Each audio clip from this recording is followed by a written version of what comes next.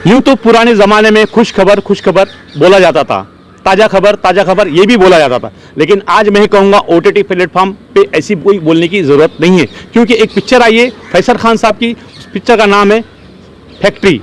मैंने खुद देखा है, एक अलग पिक्चर है। उसके देखने के बाद मैं इतना उतावला हुआ कि मैं पिक्चर देखने के बाद फैसल खान साहब से अपॉइंटमेंट लिया, लेकिन उनको जाना था गोवा। उन्होंने फ़्लाइट कैंसिल की और मुझे अपना कीमती समय दिया। देखिए इंडिया आज की खास रिपोर्ट। इंडिया आज के देखने वालों को आज बताना चाहते हैं, दोबारा फिर हमने फैसल खान साहब को घेर लिया है, क्योंकि उनकी पिक्चर आई है फैक्ट्री। और फैक्ट्री मैंने खुद देखा है, उसका रिजल्ट भी मैंने देख के समझा कि मैं देख के बता नहीं सकता आपको कि क्या इन्होंने लुक दिया है, क्या काम किया है और क्या हंसमुख चेहरा है और किस तरह से डर खौफ का माहौल पिक्चर में बना था। आज फिर मैंने एक कीमती समय लिया है फैसल खान साहब का। फैसल जी ये बताइए, आपने फैक्ट्री जो पिक्चर बनाई है और लिखी है, तो कितना टाइम लगा लिखने के लिए, सबसे पहले बताइए हमारे दर्शक के लिए। क्या है ना काजी भाई कि पिक्चर जब लिखी जाती है तो उसका पहला ड्राफ्ट हमको लगा करीब 2 साल। 2 साल लगा पहला ड्राफ्ट पूरा हाथ में आने। उसके बाद तो थोड़े चेंजेस होते गए, लेकिन मैंने फिर एक्चुअली 4 साल आप बोल सकते हैं कि फाइनल ड्राफ्ट हुआ तो 4 साल हमको लगा, क्योंकि हमको आइडिया आया था जब चिनार पिक्चर बन रही थी मेरी, तभी ये आइडिया आया था। तो तब से उस पर 2016 से काम कर रहे थे, तो जाके फिर मुकम्मल हो पाई स्क्रिप्ट। फैसल जी ये बताइए कि आपने जो पिक्चर लिखी भी है और आपने उसमें एक्टर का रोल भी किया, और इतना ऐसा रोल किया कि हर तरह का उसमें मसाला है। आप एक एक्टर हीरो भी है और एक डरावना रोल भी किया है और एक किडनैप भी किया है आपने।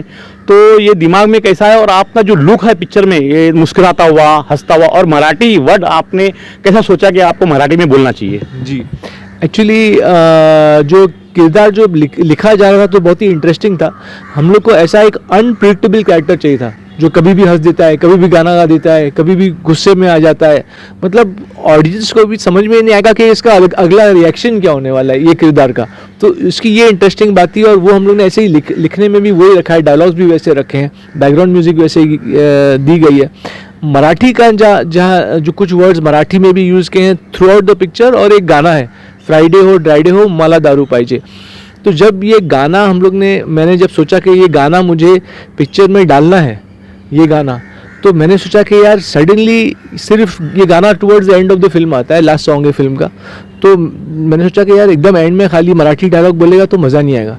तो इसलिए मैंने पीछे जाके शुरू से कुछ सीनों में कुछ मराठी अल्फाज यूज़ किए हैं, ताकि वो कैरेक्टर ऐसा है, वो मराठी कैरेक्टर है, तो उसको वहाँ से तो वो कभी गुस्से में मराठी बोल देता है नेचुरली। तो वो रखा है हम लोग ने, और इसलिए ऐसा पिरोया गया उसमें पूरा। और गाने की बात करेगा, फैक्ट्री पिक्चर में देखा जाए तो आपने किशोर दा के, रफ़ी साहब के गाने गाए हैं, तो कुछ लाइन हमारे दर्शक के लिए आप गा के सुनाएंगे, वही जो पिक्चर वाले जो पिक्चर वाले गाने, ना करते प्यार तुम्ही से कर बैठे, करना था इनकार मगर इकरार तुम्ही से कर बैठे, ये शाम मस्तानी मदहोश किए जा, मेरी डोर कोई खींचे तेरी ओर लिए जाए। ऐसे करके गाने वो कैरेक्टर गाता है एंड तक गाना। अच्छा, गाने का भी जो था ना, ये कैरेक्टर हमने शुरू तो किया, फिर ऐसे आइडिया आते कि मैं क्लाइमैक्स कर रहा था, और क्लाइमैक्स में भी मैंने बोला ये एकदम जुनूनी हो जाता है कैरेक्टर, और उसका गाना निकलने लगता है, क्योंकि वो उसकी आदत है, गाना बोलना इसकी आदत है। तो क्लाइमैक्स में भी था नहीं गाना, लेकिन हमने जोड़ दिया, शूटिंग करते वक्त ऐसा आ गया कि यहाँ भी जोड़ देते हैं। तो वो गाना गाता है, हम बने तुम बने एक दूजे के लिए, वो गुस्से में गाता है एकदम वो गाना। तो ऐसा पूरा कैरेक्टर अच्छा निकल गया है।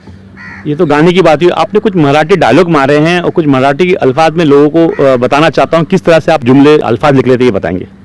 तो जुमले क्या हुआ कि जब कैरेक्टर, जब जैसे मैंने बताया कि जब वो मराठी गाना हम लोगों ने डिसाइड किया, तो उसके हिसाब से कुछ जुमले, कुछ वर्ड्स हैं, ज़्यादा जुमले भी नहीं है, वर्ड्स हैं कुछ ऐसे आई गए कि आई शपथ, ऐसे करके कुछ वर्ड्स हैं, और कुछ मतलब ऐसे वर्ड्स आ गए हैं।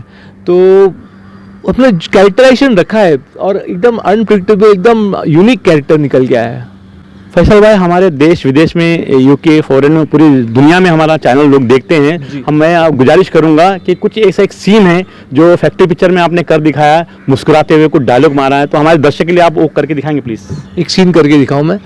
सीन एक्चुअली पूरी पिक्चर इतनी मेरे दिल के करीब है। छोटा सीन है जहाँ वो जाके बोलता है लड़की को, जो डर जाए वो यार नहीं, और जो बिक जाए वो प्यार नहीं। ऐसे करके पंचेज है। फिर वो एक लड़की बोलती है तुम जानते नहीं कि इसका अंजाम क्या होगा। प्यार करने वाले कभी अंजाम से नहीं डरते। ऐसे करके बहुत छोटे छोटे पंचेज हैं।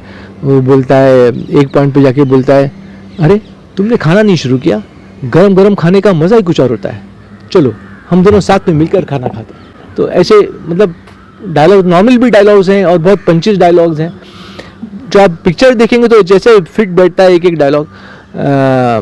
वो बोलता है कि एक बार एक सीन होता है जहाँ वो बोलता है कि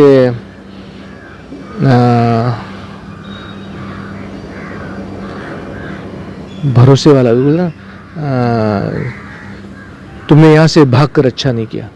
तुम जानती हो किसी का भरोसा जीतना कितना मुश्किल होता है और भरोसा तोड़ना कितना आसान, यूं एक पल में टूट जाता है भरोसा। तो ऐसे करके खूब ड्रामेटिक डायलॉग्स और थ्रिलिंग डायलॉग, बहुत अच्छा मज़ा है। फैक्ट्री पिक्चर देखा है फैसल जी, आपने अपने आप को उसमें साइको क्यों बताया हीरोइन की ज़बान से बोलने में, और अपने आप को पागल क्यों बुलवाया? ऐसा लिखना जरूरी था क्या? और हालांकि कैरेक्टर आपका उसी तरह से था। आप कुछ हमारे दर्शकों को बताएंगे? क्योंकि कैरेक्टर जो है ना, जब आपने पिक्चर देख ही लिया है तो आपने भी गौर किया होगा कि कैरेक्टर जो है थोड़ा जुनूनी है।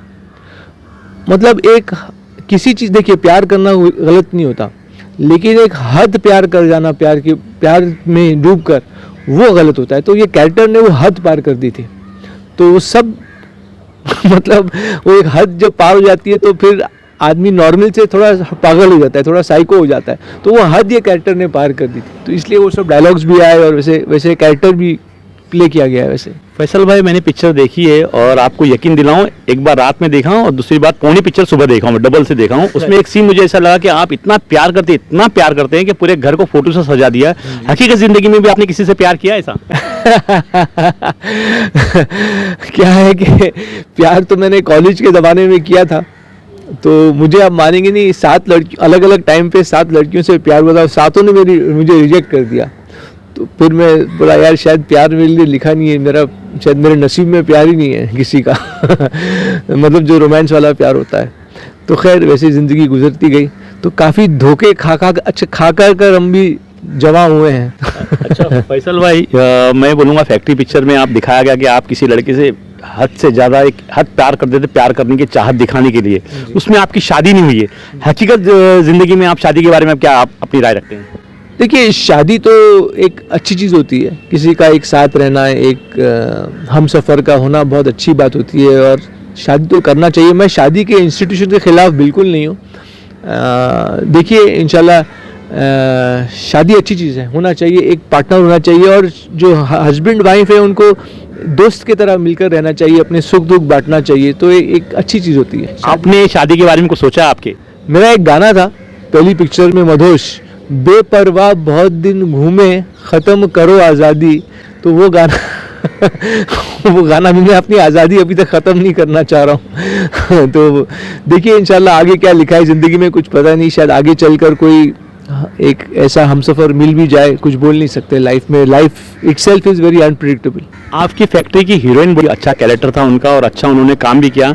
ये कार के अंदर उन्होंने एक सिगरेट का सीन दिया है, जो सिगरेट उन्होंने पीने के लिए रिहर्सल की थी क्या, आपसे पूछना चाहेंगे। और जो लोग सिगरेट पीते हैं वो अच्छी चीज़ है बुरी चीज़, इस पर कुछ हमारे दर्शक के संदेश आपके जरिए हमारे जरिए से देना चाहेंगे आप? जी नहीं, जो रोली ने जो बहुत अच्छा काम किया है, रोली हमारी जो हीरोइन है, उन्होंने पिक्चर में बहुत बेहतरीन काम किया है। एज ए डायरेक्टर मैं उनके काम से बहुत सेटिस्फाइड हूँ और उनमें जो लोग भी पिक्चर देख रहे हैं, जो अभी रिलीज़ हुई है पिक्चर, तो लोग देख भी रहे हैं, उनके काम की बहुत तारीफ भी है।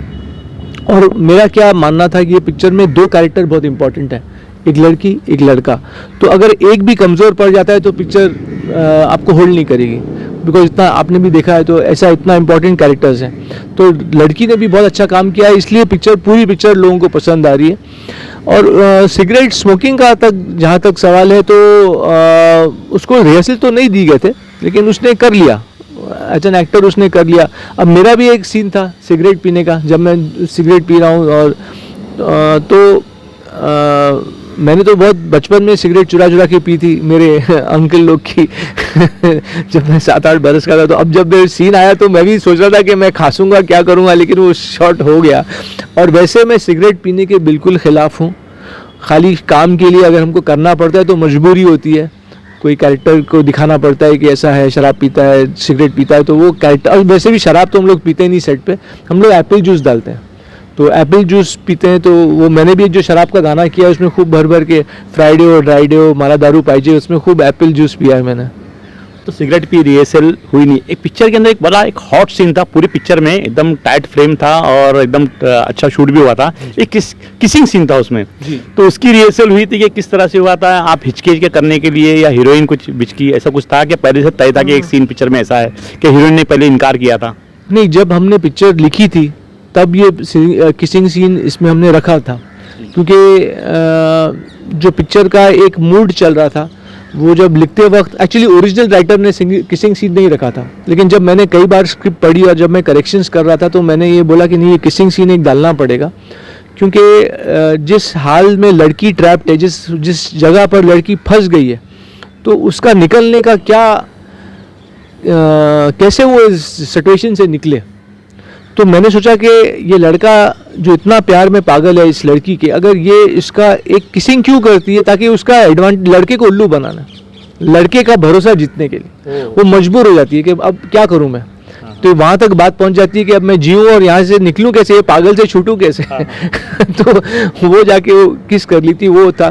तो हम लोग ने जब लिखा तो फिर तो लिख ली थी कहानी, फिर हमने जब लड़की को साइन करना जब हमने चाहा तो हमने रोली को बोला कि नहीं Roli, there is one kissing scene, मतलब हम सबको बोल रहे थे, जिसको भी हम पसंद कर रहे थे, जो भी हम पास हो रही थी ऑडिशन, वो लड़की को हम बोलते थे कि किसिंग सीन है, अगर you have to do it because the film requires it.